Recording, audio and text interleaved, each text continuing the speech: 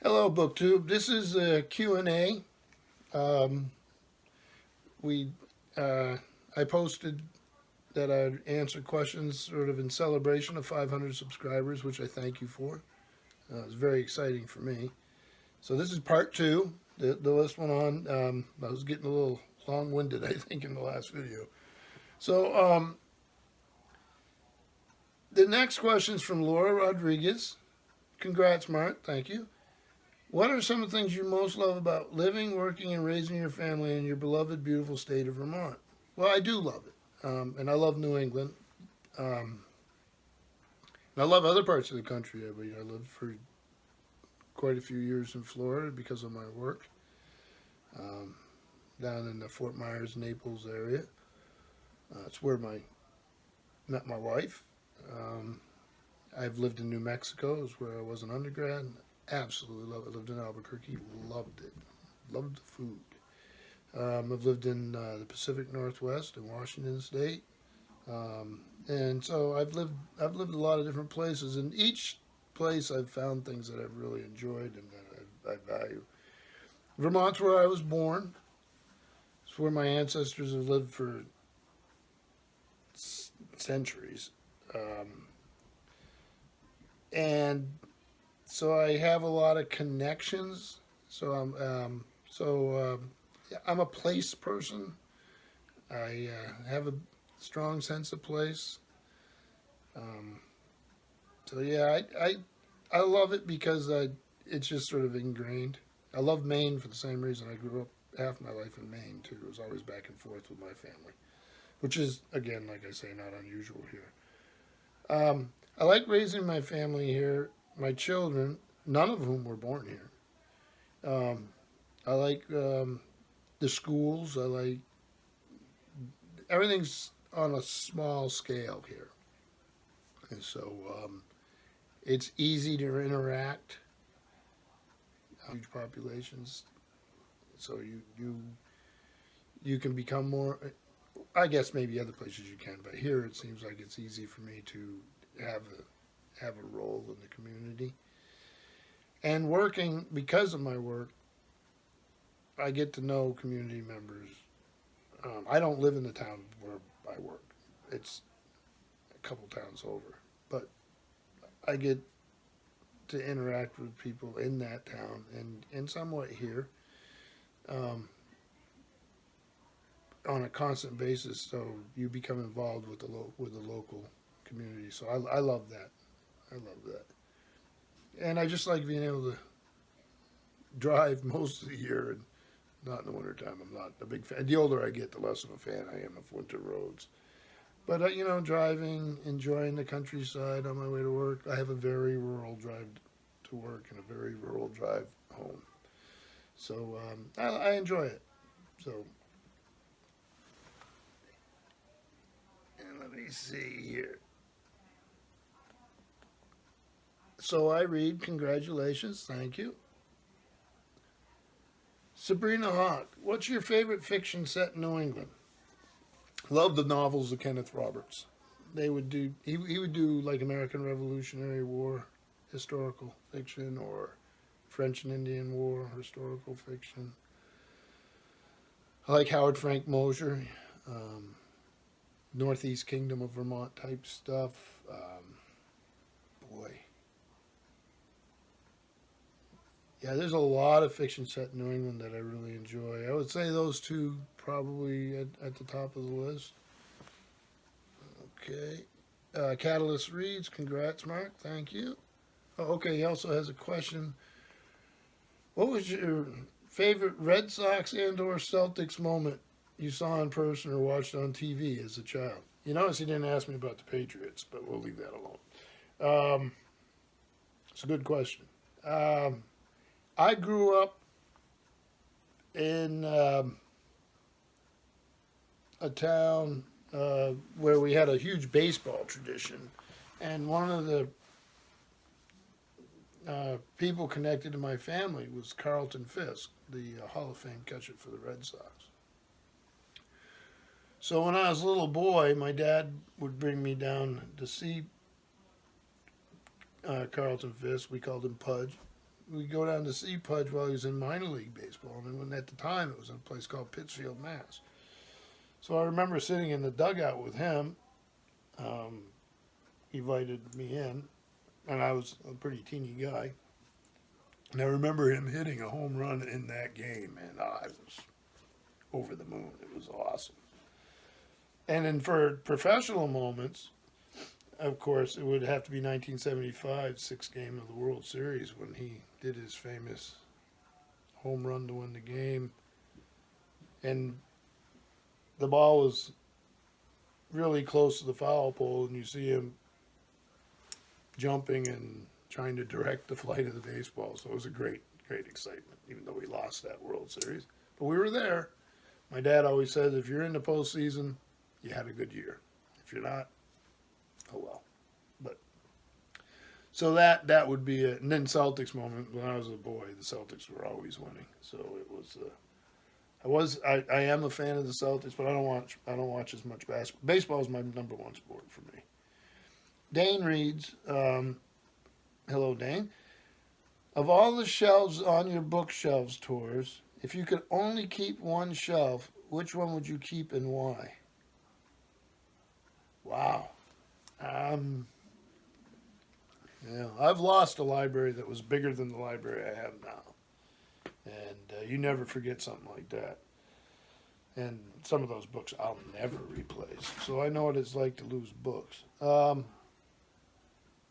I think it would be the one on the bookcase tour one, the shelf that holds all the Folio Society Patrick O'Brien.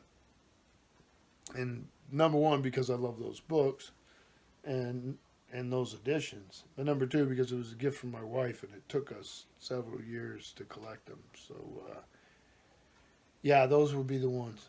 I mean, there's other things I would be devastated if I lost again, you know. When I lost the first library, I was so disheartened I didn't even buy books for about a year and a half, 2 years. I certainly didn't collect them. I read, but yeah. So yeah, there's nothing. I would not want to lose my books again, but you never know. That's the way life is sometimes. This is from Feed.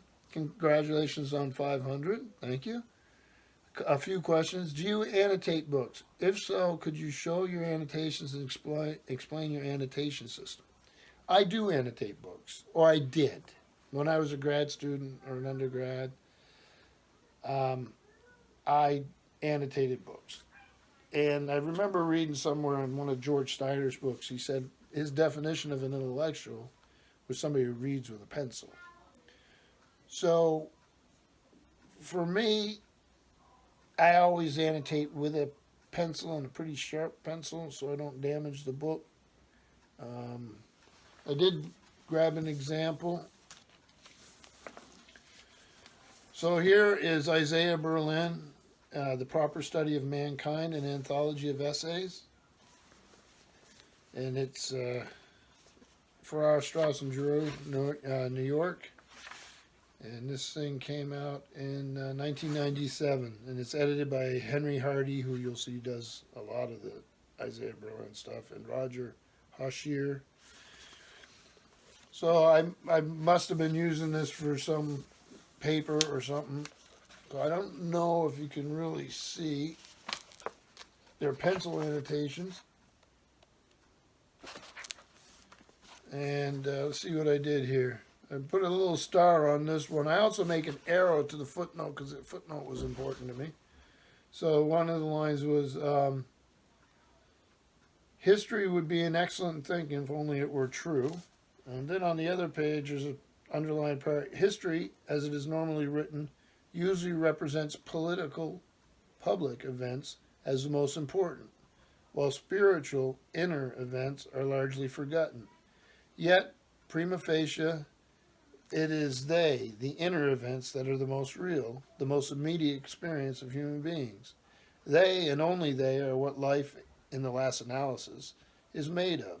Hence, the routine political historians are talking shallow nonsense. So, a little bit of Isaiah Berlin. Do you prefer physical books or e-books? for me, physical books it's not even close. There are times when I do like ebooks. I have to sit in the car and wait for my kids to get out of school. I'll read on my phone. I did that a lot with the Dragon Riders of Pern volumes. If I'm traveling a long distance um, and don't want to carry a ton of books, I can have multiple volumes. And I'm a big fan of Project Gutenberg, so I'll read those as electronic books. But for my day-to-day reading, it's not even close for me. I mean, I think that modern books are made on computers, distributed using computers, designed, written on. So computers are involved in modern books. So I don't think I'm being a Luddite. It's that just like a spoon is going to be awful hard to invent something better than a spoon. It's the perfect medium for eating soup. I think that print books are the perfect medium for literature. Again, the print book I have today is not like a print book from 1950. This one, even the one I just showed you from the 90s, is heavily dependent on the computer, and now all modern books are. So I very much prefer print. I think there's more questions attached to this one. Oh, there is. Okay. How important to you is the appearance of a book, i.e., hardcover versus paperback, and editions like the ones from Eastern Press, Folio, etc.? It's like anything else in life. For me, I like an attractive car. I like an attractive house. I like quality in everything. A quality pair of shoes. Craftsmanship matters. A well-made canoe. So the appearance and craftsmanship are very important to me, and books are no different. I mean, an Eastern Press or a Folio Society book can be a work of art, a pleasure to have on your shelf, a joy to handle and to read. And so they do matter to me. I can't afford them for everything. And a lot of things I want to read never were printed in such nice editions. And there's sometimes when a piece of literature has never had that kind of packaging, that is sort of a shame. So yeah, that matters to me very much. Hardback versus paperback. I almost always prefer hardback if I'm sitting at home or reading somewhere where that works. But there are times when a paperback's just fine. That's fine. And a trade paperback sometimes can be really, really enhance the reading experience and make it. So normally hardback, but paperback can be fine. Do you prefer fiction or nonfiction? I'm working heavily now to get back into fantasy and science fiction because I've been away so long and so much great stuff has been published and that I've missed. And that's sort of fun because I get to read. I read older science fiction and fantasy, but I'm also now reading the newer stuff, so it's great fun for me. But over my lifetime, I've read way more nonfiction. History, archaeology, obviously, would be two areas where I've read quite a bit. But I love philosophy. I have a degree in theology, so I've read a ton of theology. So historically in my life, it's been nonfiction, but now I'm trying to shift gears a little bit. What do you do when you run out of shelf space? I'm always out of shelf space. Always. Books are easier to buy than bookcases, and books are easier to transport than bookcases. So I don't have a pickup truck. If I did, I'd probably buy more bookcases, but I need more bookcases. What's been the most amount of books you've read in a year? Well, when I was a student, it wasn't unusual for me to read about 100 books, maybe a little less sometimes. With a full-time job and all that, I always have a goal of 52. I'm not going to pressure myself. I read for enjoyment, and some of my reading professionally, although it doesn't tend to be full-length books, professionally what I read are journal articles, book reviews, articles about the library world, that type of thing. But as for my enjoyment, it's always 52 books. Sometimes I make it, sometimes I make more. I read more. But 52, but 90, 100 in a year. I tend not to read a lot of short books, so when I was reading nonfiction, of course, 90 books was a lot of books. But yeah, I think that would probably be the most in a year. Has any book changed your life? Wow, that's a great question. Yes. Science fiction changed. I grew up in a very rural area, as I've said before. And science fiction, not just books, TV with Star Trek and the movies and all that stuff too. But science fiction taught me to expect change, to look at my worldview as not the only possible worldview, and that there were going to be different worldviews, and that all the worldviews that exist now will fade and be replaced. So the grand line of history and the infinite diversity and all the combinations of that diversity throughout the world and the past and potentially in the future really laid a groundwork where I questioned the received dogma, political, religious, all the social things that you would be taught as a young person. I didn't reject them all, but I tried to run them through a filter that was bigger than the world I grew up in. So yes, I would say books have changed my life. Have you ever participated in book crossing? No, and I don't even know what it is. So if anybody does, let me know. I'd never heard of it. Number 9, what is your more comfortable setting to read? Lying in bed, chair, desk? Can you show the place where you do most of your reading? Yeah, right here. I don't know, probably about half my reading. I read in bed a little bit, but the older I get, the more likely I am to wake up with a book on my head. Sometimes on the couch if nobody's home and I get the place to myself. I read at work, but yeah, mostly in this chair sitting right here. Okay, so let me move along here. Gail Doughty, I guess your favorite genre would be science fiction and fantasy. What would be a good place to start in that genre? It is my favorite I'm doing now, and it's a bit of a project for me. I mean, I have many genres I like. I love historical fiction. I love nautical fiction a lot. I read a lot of nautical fiction, historical fiction. I love nonfiction and the various genres of nonfiction, if you were to term it that way. But for science fiction and fantasy, which I do love, everybody, it matters who the person is. There are many good places to start, and it probably matters on your age. Say you want to start in fantasy, I would think Fafhrd and Grey Mouser by Fritz Leiber, the Earthsea Trilogy by Le Guin,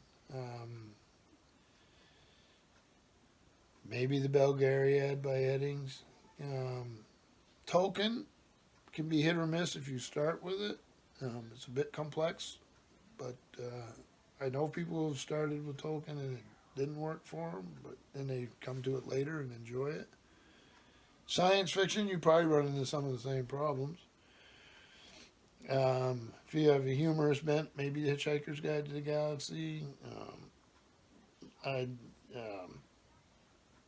Boy, it would be hard with science fiction. I would say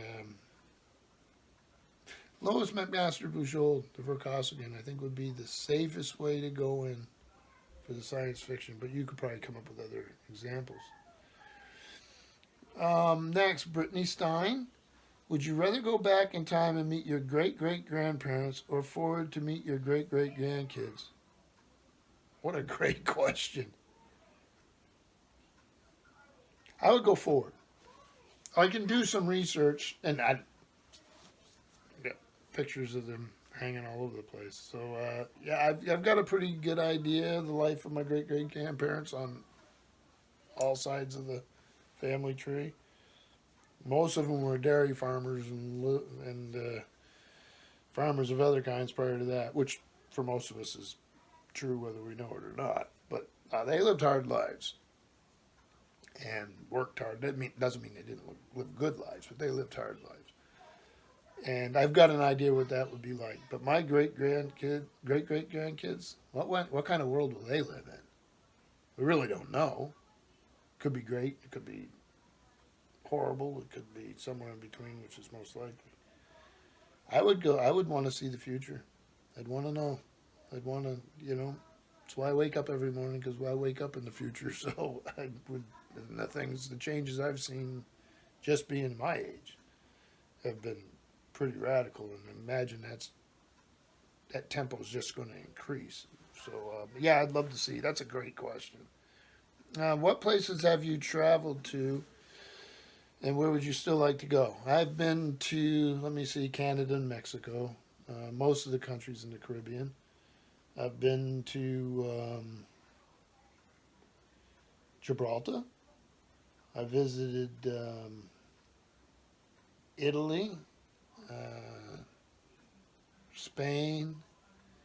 I've been to Amsterdam. I've been to all over Norway, which I love. What a beautiful place. I've been to Moldavia, been to Poland, I've been to the former Soviet Union, but Moscow and Leningrad, St. Petersburg. I know I'm missing some. So I've been to quite a few places, but I'd love to go to England, Scotland, Wales, Ireland. Absolutely would love to. I've sat on a ship off the coast and never gotten to go. I would really love to go. If you could spend a day with any author, dead or alive, so a whole day, who would it be and what would you do? Yeah, I'd go to a science fiction convention back in the day with Isaac Asimov. That would have to be a hoot and have to be great fun. That was fun. Let me see here. From Peg the Book Prize Addict. Hi, Peg. Would it be possible for us to meet your wife, children, and any animals? The animals choose on their own. I have 2 cats, Pixel and Keisha. And the children we don't allow. In fact, the children would like to have YouTube channels of their own. They do watch it for their gaming. They'll watch a Minecraft YouTube video forever. It blows my mind. Right now, the big thing is Pokemon. So they'll play the games, and then they'll watch the YouTube videos, which is fine. It's a different world now. So, but we don't let them on YouTube. They, like I say, they want channels, but they're not old enough yet. My wife has been on a video. She was on once, and I will get her to come on again if she'd like to. And she doesn't mind. She does the editing and puts all this stuff together. I don't, so she is involved. Lillian Nicewinder. Hello, Lillian. Congratulations, my friend. You deserve 5,000 more subscribers. Thank you. That would be wonderful. I'd like to know who's your favorite classic author. Again, congrats. Boy, that would... I have a soft spot for Kazantzakis, if you would think of him as classic. I do. And I have a soft spot for Hermann Hesse. I loved Gunter Grass's Tin Drum. Absolutely loved it. It was a landmark book for me.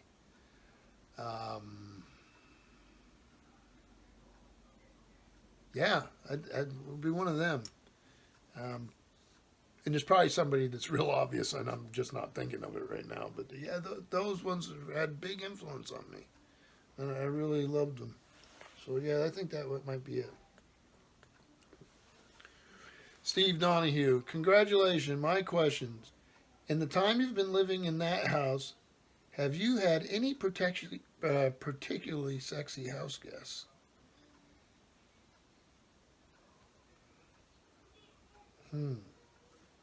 Sexy house guests.